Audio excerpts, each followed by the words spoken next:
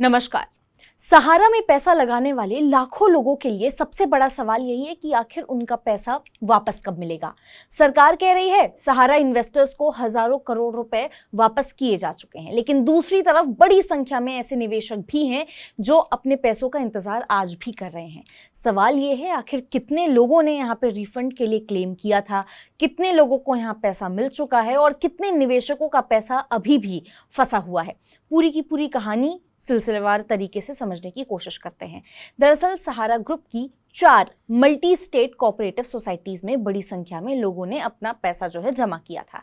इसमें Sahara credit cooperative society limited, Saharayan universal multipurpose society limited, Hamara India credit cooperative society limited और stars multipurpose cooperative society limited शामिल है। ये 4 societies थी।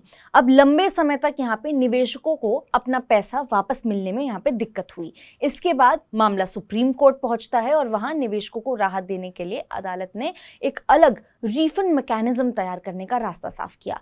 29 मार्च 2023 को यहाँ पे सुप्रीम कोर्ट ने सहारा से भी रिफंड अकाउंट में पड़े करीब 24,979.67 करोड़ रुपीस में से शुरुआती तौर पर 5,000 करोड़ रुपीस CRCS यानी कि central registrar of cooperative societies को ट्रांसफर करने का आदेश दे दिया। मकसद साफ था, इन 4 सहारा कोऑपरेटिव सोसाइटीज के जेन्युइन डिपॉजिटर्स के यहाँ पे लेजिटिमेट ड्यूज का पूरा भुगतान किया जाए। सुप्रीम कोर्ट ने यह भी कहा कि पैसा प्रॉपर आइडेंटिफिकेशन डिपॉजिट के प्रूफ और क्लेम की वेरिफिकेशन के बाद सीधे निवेशकों के बैंक अकाउंट में पहुंचाया जाए। इसके बाद सरकार ने CRCS जो सहारा रिफंड पोर्टल है वो लॉन्च किया। इस पोर्टल के जरिए सहारा के जो जेन्युइन डिपॉजिटर्स थे अपने रिफंड क्लेम सबमिट कर सकते थे। पूरी की पूरी प्रक्रिया को यहाँ पे डिजिटल और पेपरलेस रखा गया और वेरीफाइड क्लेम के बाद पैसा आधार सीडेड बैंक अकाउंट में सीधे भेजने की व्यवस्था की गई। अगर इसका किसी एप्लीकेशन में कोई कमी यहाँ पे निकलती है यानी कि कोई डेफिशिएंसी मिलती है तो फिर डिपॉजिटर को उसे सुधार करके दोबारा सबमिट करने का जो मौका है वो भी दिया जाता है। देखिए, सरकार का ऐसा कहना है रिफंड का जो पूरा का पूरा प्रोसेस है डिजिटल और पेपरलेस है और इसकी निगरानी सुप्रीम कोर्ट के जो पूर्व जज हैं जस्टिस R सुभाष रेड्डी कर रहे हैं। अब उनकी मदद के लिए गौरव अग्रवाल को एमिकस क्यूरिये यानी कि कोर्ट की यहाँ पे सहायता करने वाले जो अधिकारी हैं उनके तौर पर लगाया गया है। अब बात करते हैं आखिर इस पोर्टल पर पैसा वापस कैसे मिलता है। देखिए, सरकार के हिसाब से पोर्टल पर आने वाले जो तमाम एप्लीकेशंस हैं उनको पहले वेरीफाई किया जाता है। इसमें डिपॉजिटर की पहचान और उनके जमा किए गए जो पैसे से जुड़े डॉक्यूमेंट्स हैं उनकी जांच होती है। अगर क्लेम जेन्युइन निकल जाता है यानी कि सही पाया जाता है तो पेपर पूरा प्रॉपर जांच वाच करने के बाद पेमेंट सीधे के सीधे डिपॉजिटर के आधार सीडेड जो बैंक खाता है उसमें भेज दिया जाता है। फिलहाल वेरीफाइड क्लेम्स के आधार पर एक जेन्युइन डिपॉजिटर को मैक्सिमम 50,000 तक का भुगतान किया जा रहा है। यानी कि अगर किसी इन्वेस्टर का सहारा में इससे भी ज़्यादा पैसा है तो इसका मतलब ये नहीं है कि उसका जो बाकी पैसा है वो खत्म हो गया, ऐसा नहीं है।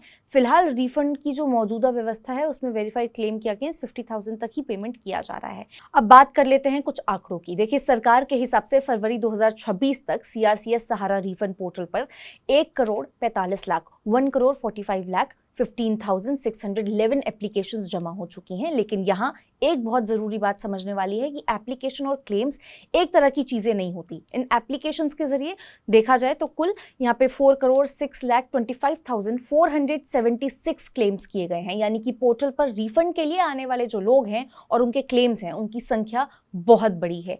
इनमें से सरकार के हिसाब से देखा जाए 8,783.55 करोड़ की जो रकम है 40,33,000 जो इन्वेस्टर्स हैं उनको यहाँ पे वापस की जा चुकी है। यानी कि लाखों जो सहारा इन्वेस्टर्स हैं उनको वास्तव में पैसा मिला है। इसीलिए ये कहना सही नहीं होगा कि सहारा रिफंड की जो प्रक्रिया है सिर्फ यहाँ पे कागजों पर दिख रही है, ज़मीनी तौर पर इस पे काम नहीं हो रहा है, ऐसा कहना सही नहीं है। सरकार के ऑफिशियल आंकड़े ऐसे बताते हैं 40 लाख से ज़्यादा निवेशकों के जो बैंक खाते हैं उनमें हज़ारों करोड़ रुपए पहुँचाए जा चुके हैं। लेकिन दूसरी तरफ अगर आप देखें, क्योंकि हर सिक्के के 2 पहलू होते हैं, आंकड़ों को थोड़ा गहराई से यहाँ पे देखने की ज़रूरत है। एक तरफ 1.45 करोड़ से ज़्यादा एप्लीकेशंस हैं और करीब 4.06 करोड़ क्लेम्स किए गए हैं। वहीं अभी तक देखा जाए 40.33 लाख इन्वेस्टर्स को 8,783.55 करोड़ जो है उनका भुगतान हुआ है। इसका मतलब ये है कि बहुत बड़ी संख्या में इन्वेस्टर्स के क्लेम अभी वेरिफिकेशन, करेक्शन या फिर प्रोसेसिंग का जो पूरा का पूरा पार्ट है उसमें अलग अलग स्टेजेस में फंसे हो सकते हैं। यही वजह है कि कई सहारा इन्वेस्टर्स अभी भी अपने पैसे का इंतजार कर रहे हैं और रिफंड प्रोसेस का जो स्पीड है उस पर सवाल भी उठा रहे हैं। सरकार ने यह भी बताया है कि रिफंड जो प्रोसेस है उसको आगे बढ़ाने के लिए सुप्रीम कोर्ट ने यहाँ पे सहारा से भी रिफंड अकाउंट के जो अतिरिक्त 5,000 करोड़ हैं CRCS को ट्रांसफर करने का आदेश दिया है। साथ ही डिपॉजिटर्स को यहाँ पे रिफंड देने की जो डेडलाइन है वो भी बढ़ा करके 31 दिसंबर 2026 तक कर दी गई है। यानी कि सहारा इन्वेस्टर्स के लिए रिफंड प्रोसेस अभी खत्म नहीं हुआ है। आने वाले समय में जेन्युइन और जो वेरीफाइड क्लेम्स हैं उनके आधार पर भुगतान जारी रहेगा। तो देखिए, कुल मिलाकर के सरकार का पक्ष बहुत क्लियर, बहुत साफ है। यहाँ पे सहारा रिफंड कोई अचानक शुरू की गई या फिर कोई बिना नियम की प्रक्रिया नहीं है।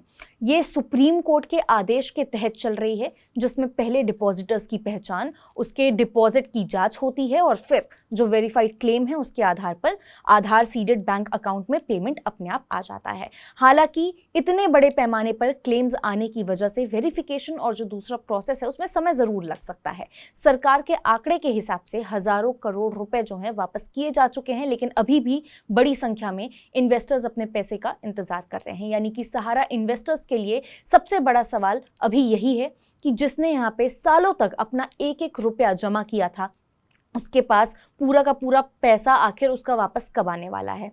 सरकार ने डेडलाइन दिसंबर 2026 तक बढ़ा तो दी है, लेकिन चुनौती यही है कि इतने बड़े नंबर्स ऑफ जो क्लेम हैं उसमें कितनी तेजी से वेरीफाई करके जेन्युइन इन्वेस्टर्स तक उनका पैसा पहुंचाया जा सकता है।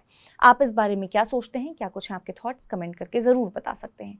ऐसी और खबरों के लिए विजिट कर सकते हैं हमारी वेबसाइट money9live.com, सब्सक्राइब कर सकते हैं हमारे YouTube चैनल Money9। मिलते हैं आपसे अगले वीडियो में, तब तक के लिए नमस्कार।